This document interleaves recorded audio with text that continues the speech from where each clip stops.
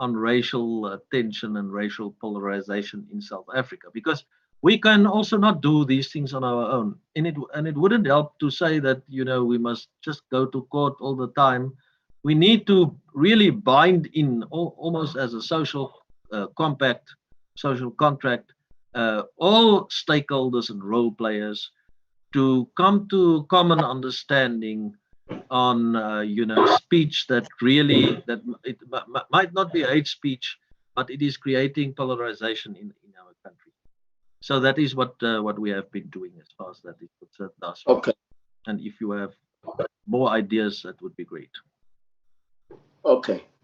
There has been a wide critique against the commission that it is not maximizing its efforts in ensuring the protection and the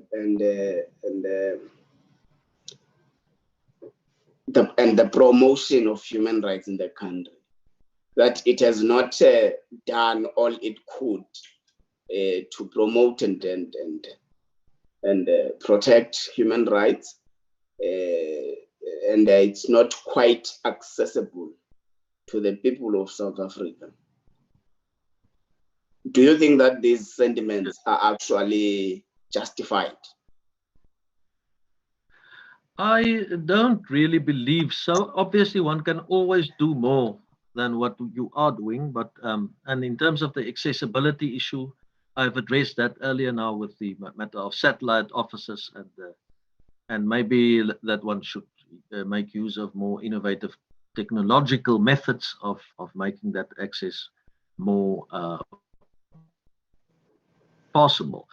But why I don't agree, also as far as the promotion issue is concerned in particular, is that the visibility of the commission is much higher than before. It really has a great visibility. I think people or more people than before knows about the commission. Also, I think that the commission remains a world-class national human rights institution. It has retained its A status from the Global Alliance of National Human Rights Institutions in 2019. That was the last time that assessment was done.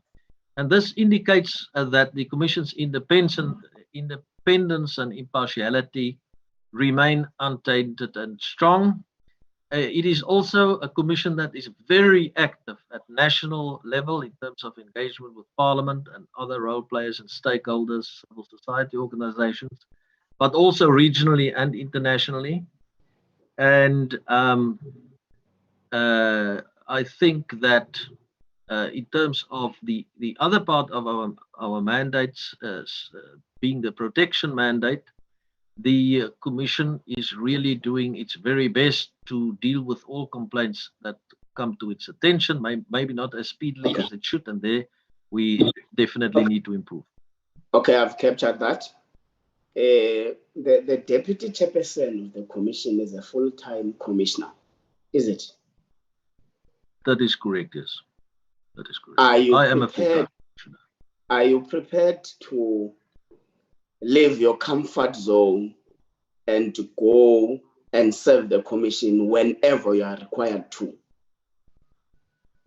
Yes, no, absolutely. That is already required from me as a full-time commissioner, because I'm currently serving as a full-time commissioner. And absolutely, yes. Sometimes we are required to travel to other provinces or wherever the case might be. So yes, that is that comes with the job. Okay. Lastly, Section 36 of the Constitution limits the rights that are provisioned by the Constitution. And it says they're limited in terms of the law of general application to an extent where the limitation is reasonable and justifiable. What is your understanding of a reasonable and justifiable limitation of a human right? Well, it's basically a proportionality exercise that we do in terms of Section 36. Obviously became very prevalent now in the COVID-19 times, because each and every of the regulations published in terms of the Disaster Management Act amounts to a limitation of human rights. And constantly, the Commission also had to ask itself whether that limitation is indeed justified, reasonable, justified in an open democratic society based on human dignity, equality, and freedom. And the factors, as you well know, are set out in Section 36, what need to be considered, the nature of the right, the importance of the purpose of the limitation, also whether that's a legitimate purpose, obviously. Then factors such as the nature and the extent of the limitation. Is this a limitation far-reaching, or is it not so much so? Matters such as the relation between the limitation and the purpose, in the sense that it has to be a rational relation. If the relation is not rational, then it becomes, highly problematic. Less restrictive means to achieve the purpose. For example, now I've made an example of the school, the delay of the school reopening. In that case, we indicated that our thoughts that there are less restrictive means, for example, making sure these schools are healthy and safe zones in terms of the health protocols and not necessarily closing them, which might constitute a less restrictive means. So depending on the circumstances of each case, all these matters need to be taken into account, and essentially and eventually it is a proportionality exercise. That's how I see it. Thank you very much. Thank you, Chair. Thank you very much. Honorable Msana.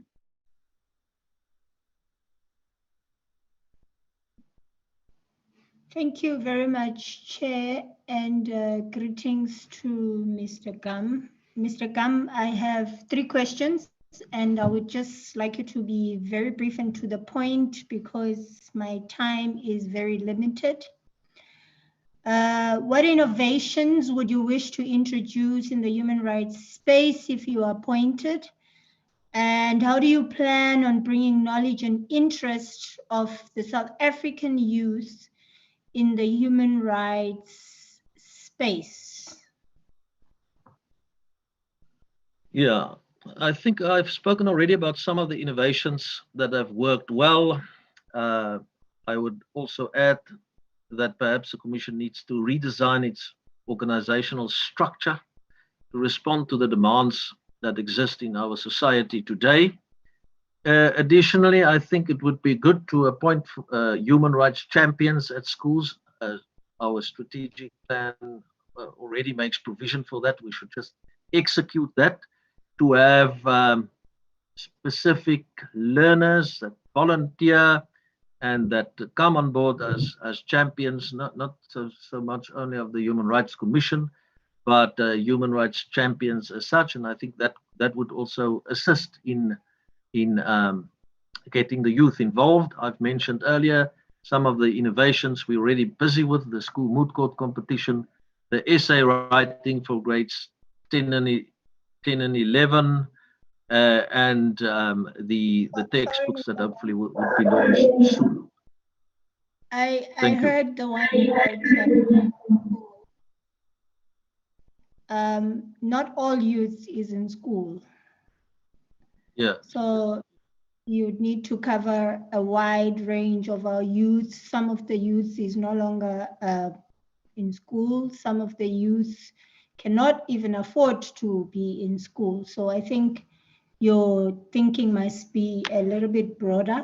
But to move on, if you're appointed, you'd have to lead other people. So how would you describe your leadership style? And if you can provide just one, quickly and briefly, one successful program that you have led successfully and it benefited ordinary South Africans.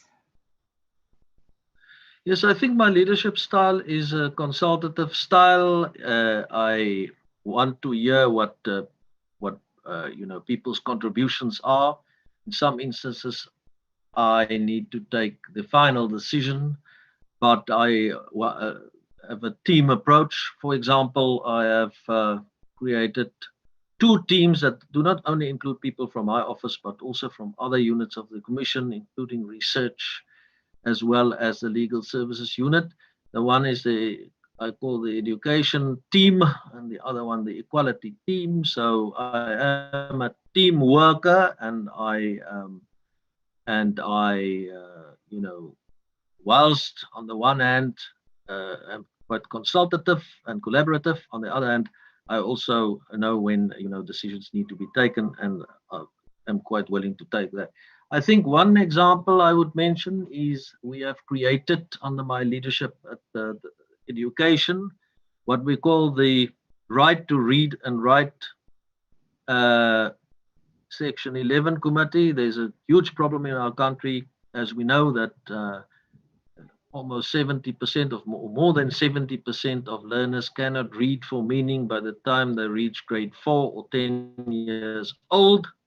And this committee consists of experts, also people from civil society and leading academics at universities, including University of Stellenbosch. And what we've requested them to do is to very specifically define what by age 10, and then what the critical components is to achieve that. So I'm very excited about that very high level project. And then, as soon as that has been completed and the Right to Read and Write campaign is launched, then, we will obviously also start engaging with government and make sure that we make improvements along the lines suggested by the Commission as far as reading and writing is concerned. Which supporting skills do you think are most important when it comes to effective leadership of an organization such as the South African Human Rights Council? Yes, well, I think passion and compassion, I would say, are very important supporting skills to make sure that one lead effectively by inspiring others to execute the mandate of the Commission efficiently and effectively. Do you think enough is being done to educate South African citizens on human rights of refugees in the country?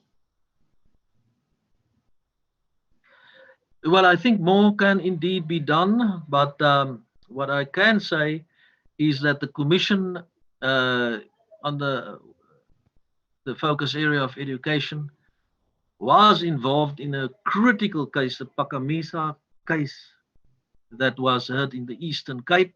It was about certain learners being excluded because they don't have the necessary documentation. And in that very judgment, the court referred to the contribution and appreciated the contribution made by the Human Rights Commission.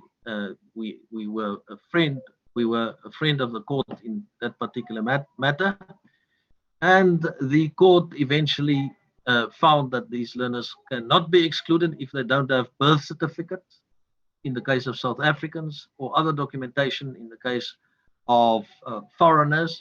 Then alternative proof need to be accepted. But of course, once again, more can be done. Sometimes, unfortunately, the Commission, when it decides what strategic interventions it should do, is limited by funding and so on. So we need to focus on certain specific issues that we regard to be systemic and highly problematic from a rights perspective. Thank you. Thank you, Mr. Kam. Thank you, Chairperson. Thank you very much. Honorable Janja. Okay, you forgot me. I was before Honorable Janji long ago. My apologies. Honorable Mofuke. It's okay, Chair, if you feel like doing that, but he knows also that I've been. No, my apologies. You can proceed, Honorable Mofuke. Thank you very much, Chair, and thanks to Advocate Gam. I want to go back to what advocate was saying that some of the responsibilities that is having is the one of South African Act states. Hey, Bonani. Chair Bonani is disturbing. The South African Act states that the Commission must develop and conduct information and education program, and you are saying that you are responsible for that. And I want to appreciate that you say that you have a team of people working with you and you have manuals. Now the question is, those manuals, are they in all the official languages? And if they are in all official languages, why South African Human Rights Commission is not popular with African people in particular? That's a very good question. Yes, I'm not responsible for the information manuals and so on, education from that perspective. I'm responsible for the right to education. We have an advocacy unit, and we always try to make sure that when we publish certain materials, that it is published in the various languages. I'm a great supporter of that, to make sure that everyone has access, because I personally think not enough has been done in this country to really also develop all the indigenous languages. I mean, there are provisions in the Constitution providing for that, but not enough has been done in that regard. Maybe that's an area where the Commission also needs to focus, not only in terms of advocacy, but also in terms of really developing our indigenous languages. We are becoming, a country where English is not only the lingua franca; it's almost taking over in many respects, which I do not really support. I think we are a diverse country with many languages, and we need to look after all those languages, because all of them are constitutional. Okay, thank you very much. The other question will be, in terms of the domestic violence and femicide, we know that it's a pandemic in the country. And I want to know that in the courts where most women have been failed by the system, and it's not a secret, how many did you assist that they get justice? Yeah, from the Commission side, obviously, we will assist wherever we can, and wherever we are approached, unless there is another institution, because we can't duplicate functions and so on, that would be, that could assist better. For example, the Legal Aid Board or so, then we immediately refer people, make sure that connection is made, and to make sure then that people are assisted in that manner. But we show absolutely no one the door. We make sure that either the Commission or otherwise one of the other institutions better placed assist people. Thank you. In terms of securing their rights. Thank you. You said one of the lacking part is monitoring and evaluation. Now, as you are talking about what you are doing working with other institutions, I want to know, how is your relationship with other Chapter 9 institutions, and what method of relations do you have, or interrelations, so that we can see whatever you are raising now. I can say that if legal board fails somebody, that it happened, we saw it, it was in the public domain. The question was, where were you when a woman was failed by even the legal board, the legal aid board? Because this thing of waiting for something to come to you, I don't think is correct. You are supposed to make sure the monitoring, and that is why you are saying your monitoring and evaluation has failed. What is it that you can do to make it better if you are appointed a deputy chairperson? Thank you. Yeah, thank you very much. No, I'm not saying we're only sitting and waiting for complaints. Sometimes when we know about a specific matter, we also institute own initiative investigations, and we do that quite a lot. So and then secondly, on the issue of monitoring, I did not say that it has failed. I say that is an area where we most definitely should and can improve. In that regard, during COVID-19, as soon as COVID-19 the lockdown came, the South African Human Rights Commission actually did a very excellent thing uh, uh, with the assistance of Commissioner Nissen, one of our commissioners. We put together a Section 11, that's our Section 11 in terms of our Act, monitoring committee. And at that time, many of the other civil society organizations, so on, were not allowed to do their daily work in terms of also trying to protect rights and so on. And they became members and were accredited as members on this committee, and they assisted us in doing monitoring. We even also did the electronic survey with the assistance of the unions, the teacher unions, 2 electronic surveys. But as far as that monitoring committee is concerned, that assisted us a lot, and that was a very clear indication of very close collaboration between the Commission and civil society. Civil society is also very much involved in our Section 11 committees that advise the Commission. For example, they represented on my education Section 11 committee, on the equality Section 11 committee, and the Section 11 committees of other commissioners.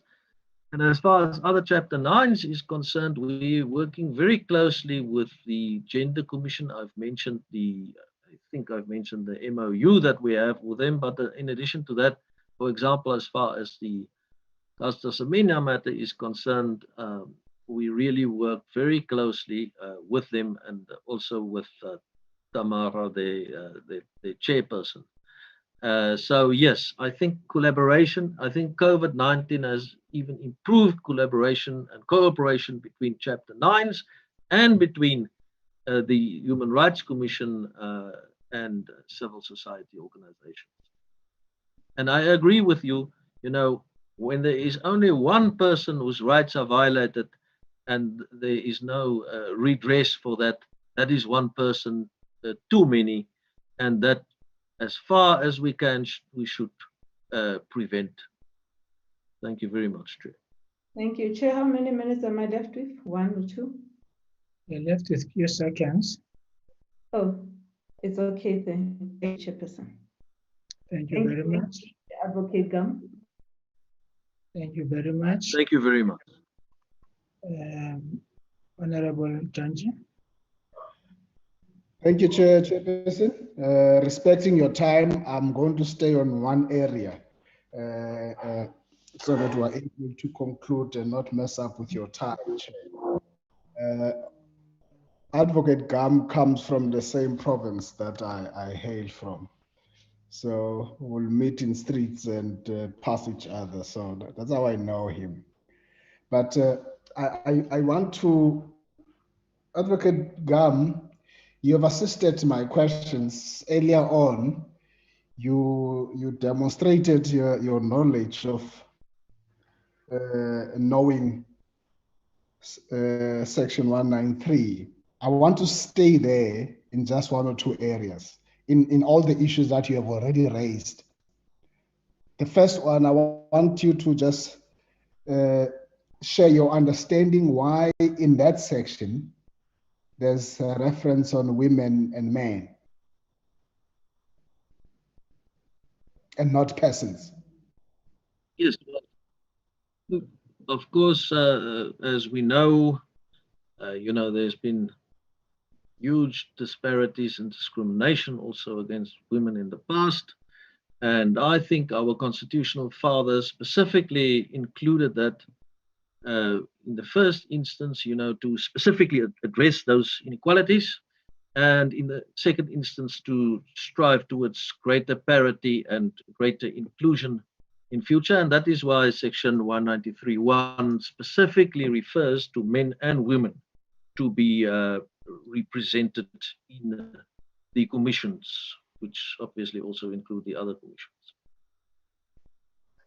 In your view, do you think that after so many years of democracy, we should review that section and do away with it on the basis of us having achieved? No, I don't think so. Obviously, there is the issue of gender identity, and there are also people who don't identify with specific genders. The SOG writes you mean there are people? Yeah. Just pause. So you mean there are people who are not men and who are not women? Is that what you say? Who don't identify with specific genders.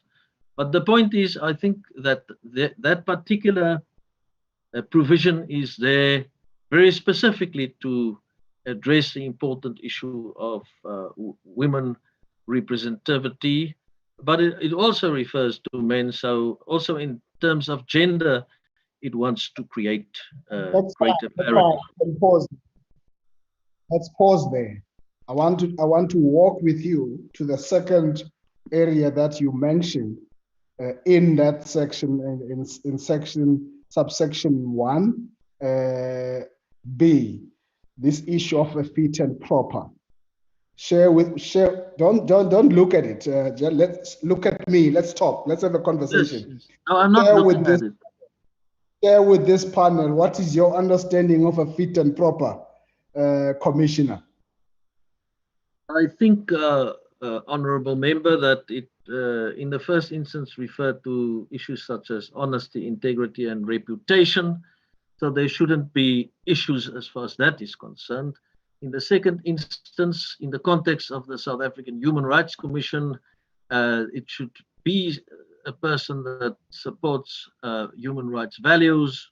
I mean, for example, someone who have been found guilty of hate speech wouldn't be a fit and proper person for this particular commission, I would suggest. And then obviously also, one can have a look at the provisions for removal and so on. None of those issues should be present. I would suggest. Yes. Let's pause there. Honesty, integrity, and reputation. Thank you. I'm staying on this. I want you to go back to this issue of women representativity, and I want you to focus on the commission that you are part of. You are praying that we recommend you to be a deputy chairperson of the commission. That's your prayer. That's what you're bringing here. That's why you applied. Can I ask you, therefore, in relation to a fit and proper commissioner, but also your commitment for gender equality, would your prayer be appropriate and meet the demand of the time when you have got a chairperson, Majola, and we recommend a deputy chairperson, Andre Gam?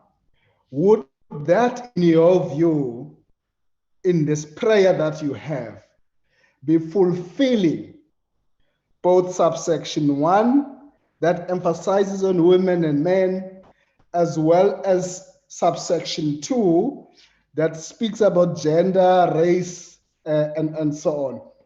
Do you think that if the panel concludes on that, it would be consistent with that? Well, I think that the commission as a whole most definitely needs to be very much reflective of the gender issue. I don't think there's a prescript indicating, for example, that the chairperson should be from one gender and the deputy from another gender. But the reason why I made myself available, and I really consider it for quite some time, but was first of all, as I mentioned earlier, the committee requested full-time commissioners to indicate whether they are available or not. And then against the background of the fact that I am there at the moment, and I am the chair is also relying on me to a large extent, and I can hit the tar running, assisting and supporting him, and for quite some time, because of the illness of the former deputy chairperson, it was he did not necessarily have the support that he needed. It was in that context that I thought at this point in time, with this situation, I will make myself available. Advocate Gum, let's if it pause is there. of assistance. Advocate Gum, let's pause there. I'm watching my time. I'm jealous about my time. Yours is giving me the content. Here's my last parting shot for a second. Don't you think that because chairperson and deputy chairperson is about seniority, do you agree with me that it is about seniority? Yeah, well, I suppose that is one of the factors, yes. Yes. Okay. Okay, no, thank you. Thank you, Advocate Gum, and thank you very much, Chairperson. Thank you very much. Thank you very much, Honorable Janja. Thank you very much, Advocate Gum, for availing yourself. We really do appreciate it. We are waiting for this screening report. As you know that we have asked you and other candidates to provide us with your fingerprints so that we can do the screening.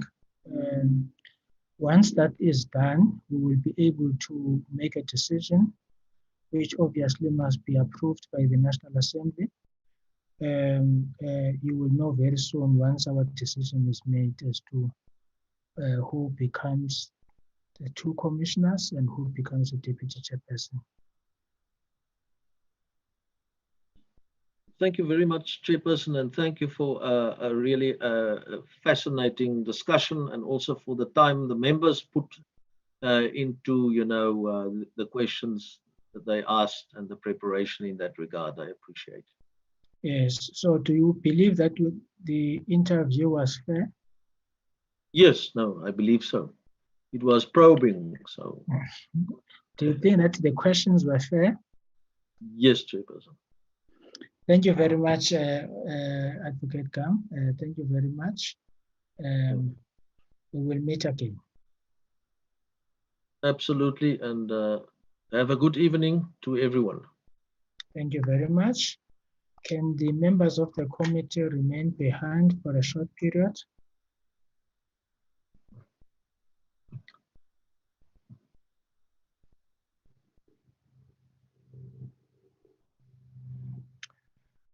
Yes, thank you very much, members, and thank you for the hard work today. I think we need just to discuss one issue. It's the program for tomorrow. Given two things, what has happened today in the House, tomorrow it is likely that we would have a longer sitting because it would be questions, which takes 3 hours. And secondly, it will be I think, appropriations. And then we will have to deal with the motions that we never dealt